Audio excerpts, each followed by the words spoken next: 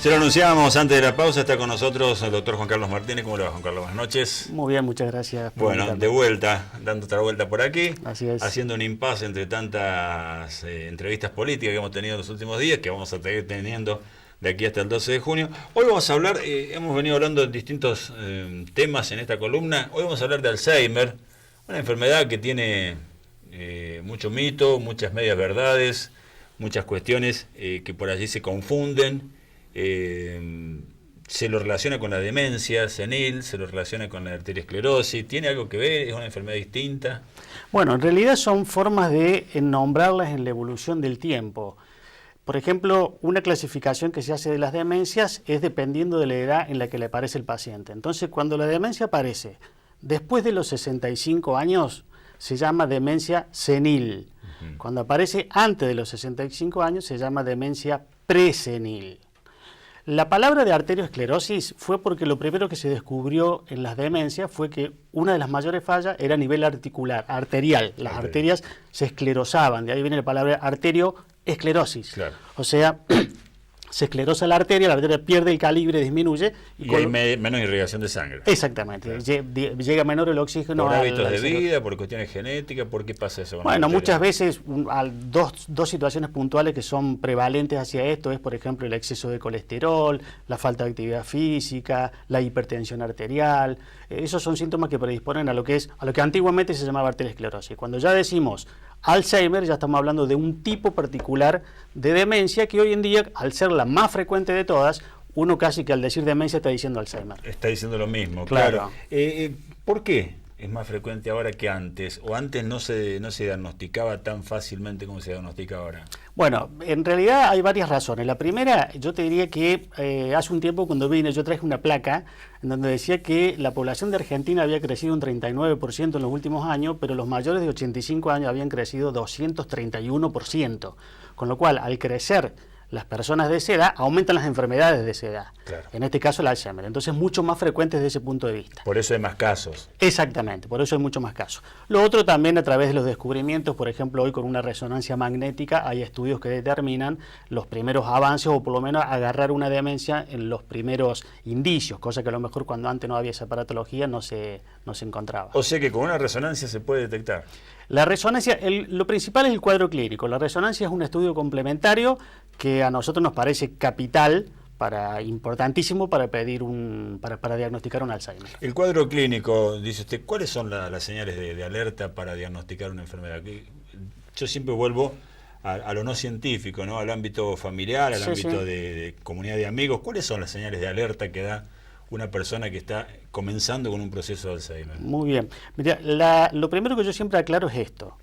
No toda pérdida de memoria es Alzheimer, pero sí todo Alzheimer tiene pérdida de memoria. O sea que el síntoma principal es la pérdida de memoria. Y dentro de la pérdida de memoria, la memoria reciente. Claro. La memoria reciente significa que el paciente, por ejemplo, vos le preguntas... No sabe qué comiste esta mañana. Esta mañana, claro. No se acuerda, o le digo 3 palabras seguidas y a los 5 minutos se olvidó. ¿Y te acordás quién fue un diputado en la década del 60? Exactamente. Uno a lo mejor le pide nómbreme los presidentes del 50, claro, del 60, del 70 y se los acuerda a todos, ¿está? Por eso el familiar muchas veces se confunde en eso, porque uno le dice, ¿tiene Alzheimer? Y dice, no, ¿cómo va a tener Alzheimer? Si recuerda qué pasó hace 40, 50 años atrás. La pérdida de memoria es uno de los principales síntomas. Y por supuesto después tiene otros síntomas, que hay una placa en donde habla de los síntomas principales que tiene, en donde habla, por ejemplo, de los síntomas principales son la afasia, la apraxia y la agnosia. La afasia, para que entendamos lo que es la dificultad en el nombrar una palabra determinada. Es muy común que al principio los pacientes empiecen diciendo, alcanzame el coso, alcanzame esa cosa. Porque no le sale la palabra. No le sale la palabra. Y es un mecanismo de defensa en decirle cosas. Exactamente, claro, para bajar el nivel de angustia que el paciente tiene al principio, porque el paciente empieza a darse cuenta de la pérdida de memoria. Después con el tiempo ya tiene dificultades hasta para articularla a la palabra. La apraxia es la continuidad de movimientos determinados con un fin determinado. Por ejemplo, si yo al paciente le digo, encienda la cocina, y tiene que sacar un fósforo de una caja y después prenderlo y prender el gas y ponerlo para que se prenda y poner la pava encima, esa continuidad de conductas no la hace en el orden en el que realmente se tiene que hacer. Ponen la pava primero. Exactamente, o agarran la cerilla del otro lado, etcétera, etcétera. Y por último, la agnosia, que es la falta de reconocimiento de objetos cuando sensiblemente se encuentran normales. Por ejemplo, yo le hago cerrar los ojos y le pongo una moneda en la mano y a lo mejor el paciente dice es una lapicera. Claro. Siempre estamos hablando ya de procesos de más avance, ¿no es cierto? De síntomas muy claros. Y esto, por supuesto, todos estos síntomas que yo aclaro acá, son síntomas que en general repercuten en la vida cotidiana del paciente. Porque si nosotros en estos momentos nos olvidamos de la palabra de tal cosa y decimos, alcanzame el coso, eso no significa que tenemos Alzheimer. No, está bien. Sino que le tiene que repercutir en la vida diaria del paciente. Y hacerlo en forma continua, en el tiempo, digamos. Exactamente, así es. Juan Carlos, decíamos recién de la demencia senil. ¿El Alzheimer puede darse en edades no consideradas seniles? Sí, por supuesto. Sí, por supuesto. Hay casos que son los menos, por supuesto, menos del 5% de los casos se suele dar a temprana edad.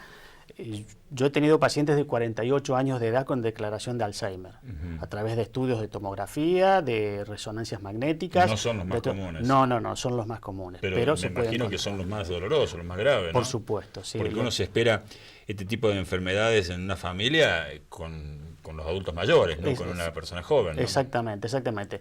La frecuencia normalmente es de aproximadamente a los 60, 65 años, el 1 al 2% de la población y el 25% a los 85 años.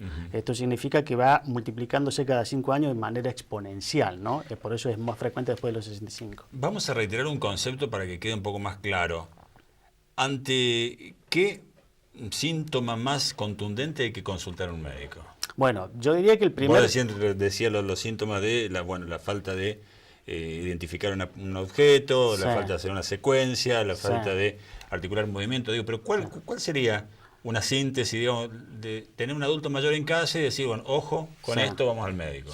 Sí. Bueno, yo el primer síntoma que le diría para que la gente tenga en cuenta, me parece que sería la pérdida de memoria a corto plazo de manera repetida.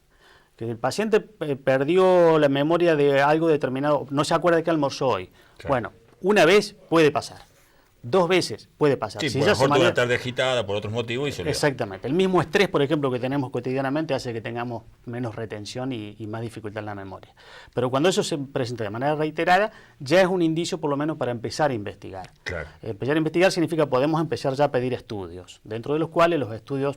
Yo nombro 2 solamente que son más importantes. Uno es muy médico, que es la resonancia magnética, claro, y otros son los test neurocognitivos. Claro, eso te iba a decir. El tratamiento se hace en conjunto, digamos. Sí, por supuesto. Tratamientos psiquiátricos y médicos. Sí, exactamente. Médicos tradicionales. Sí.